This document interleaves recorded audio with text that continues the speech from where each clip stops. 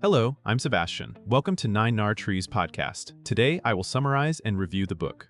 Mostly Harmless Econometrics by Joshua D. Angrist and Jern Stefan Pischke is a hands-on guide to modern applied econometrics, written for researchers who want credible answers from real-world data.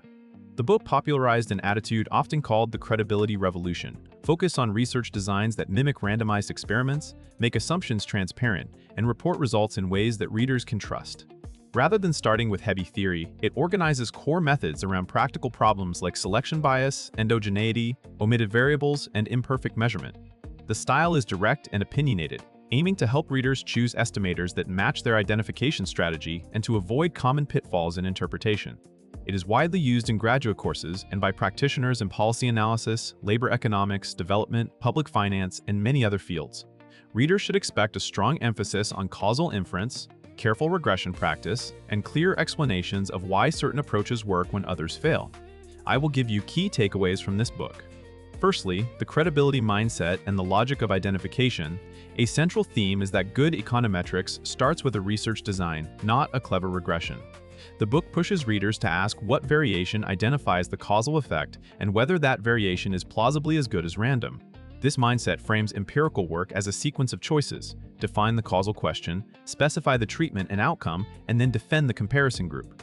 Instead of relying on broad functional form assumptions, it emphasizes threats to validity, such as omitted variables, selection into treatment, reverse causality, and measurement error. Readers learn to think in terms of counterfactuals and to judge whether an estimating strategy recovers the average causal effect for the population of interest or only for a specific subgroup. The discussion also highlights why standard regression output can be misleading if identification is weak or if standard errors fail to reflect the true uncertainty. Practical guidance includes how to interpret coefficients causally, how to use control variables responsibly, and how to diagnose when adding controls changes the estimand. The overall message is that transparent assumptions and defensible sources of variation are the foundation of trustworthy applied results. Secondly, regression as a tool for causal comparisons. The book treats regression as a flexible way to implement causal comparisons when the identifying variation is credible.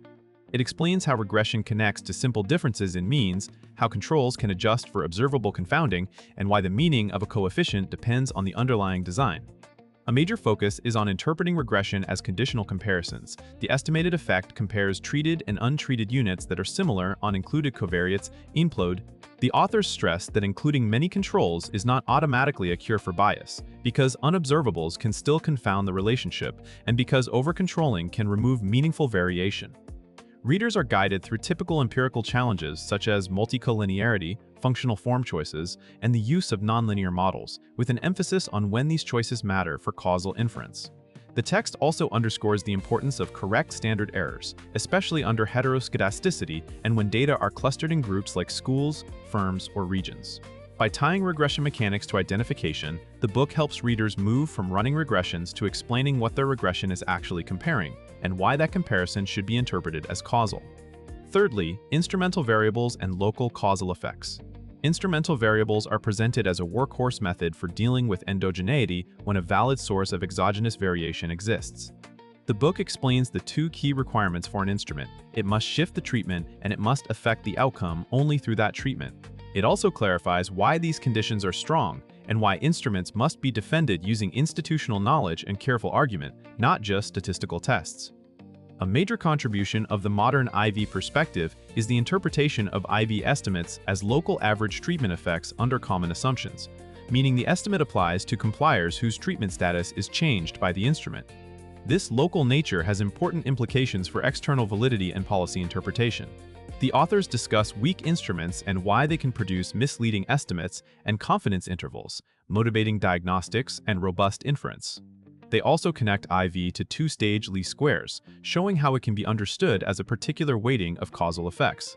By combining intuition with practical warnings, the book teaches readers how to use IV responsibly, how to interpret what IV identifies, and how to communicate results without overstating what the instrument can deliver. Fourthly, difference in differences and panel data strategies. Difference in differences is introduced as a design that leverages before and after changes in outcomes for treated and comparison groups. The identifying assumption is parallel trends. Absent the intervention, the treated group would have followed the same trend as the control group. The book explains how this design can be implemented with regression using group and time-fixed effects, and how the key estimate is driven by changes over time rather than levels.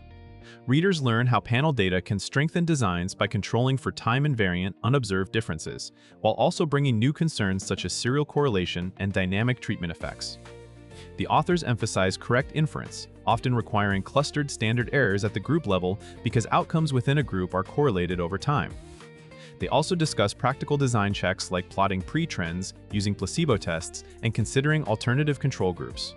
While the text is known for promoting transparent and simple strategies, it also cautions that differences can fail when treatment timing is correlated with outcome trends or when spillovers contaminate controls. Overall, it equips readers to implement policy evaluation designs that resemble natural experiments and to defend the assumptions behind them.